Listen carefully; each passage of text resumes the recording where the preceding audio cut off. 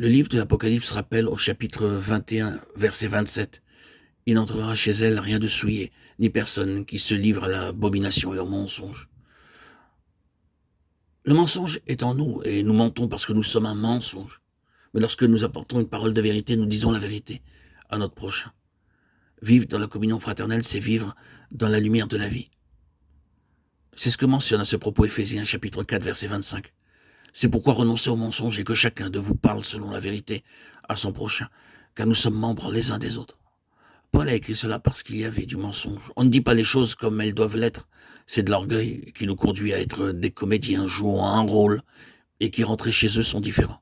Des gens qui veulent paraître ce qu'ils ne sont pas, mais qui tôt ou tard seront mis à nu par la croix, qui leur dira « Ce n'est pas vrai, tu n'es qu'un comédien ». Toutes les conséquences de la chute doivent être détruites en nous. Nous devons devenir une vérité qui est Christ, et cela est d'une très grande importance. Seule la croix règle tout. Il ne servira à rien d'essayer de se réconcilier par des entretiens. Il faut prier, car les gens ne peuvent être gagnés que par la vie. En vivant Christ, le Saint-Esprit pourra faire passer à travers vous l'amour de Dieu. Il n'y a pas d'autre moyen.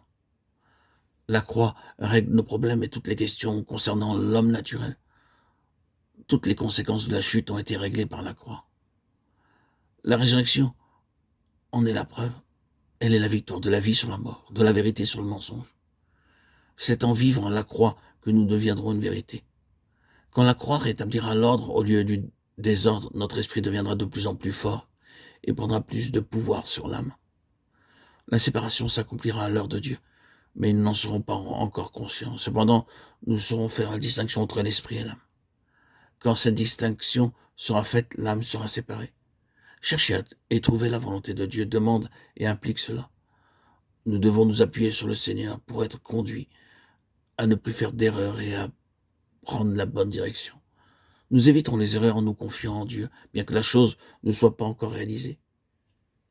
Ainsi, nous avons fait le tour de la question en partageant ces passages de Marc chapitre 8, versets 34 et 35, que nous trouvons aussi en Matthieu 16 et dans l'évangile de Jean chapitre 12, où nous lisons versets 24 et 25, « Si le grain de blé qui est tombé en terre ne meurt, il reste seul, mais s'il meurt, il porte beaucoup de fruits. Celui qui aime sa vie la perdra, et celui qui hait sa vie dans ce monde la conservera pour la vie éternelle. » Il faut que l'enveloppe qui entoure le grain cède par la chaleur et l'humidité, et quand cette enveloppe se détache, la vie sort. Le but de la croix, c'est que notre esprit soit dégagé de l'étreinte de l'âme et lui soit assujetti. L'Église ne saurait être l'Église sans cela. L'unité n'est possible qu'en vivant la croix. Autrement, c'est une unité dont on parle, mais qui ne correspond pas à la réalité. Donnons-nous de tout notre cœur sans partage et soyons décidés à le suivre jusqu'au bout pour devenir sa récompense.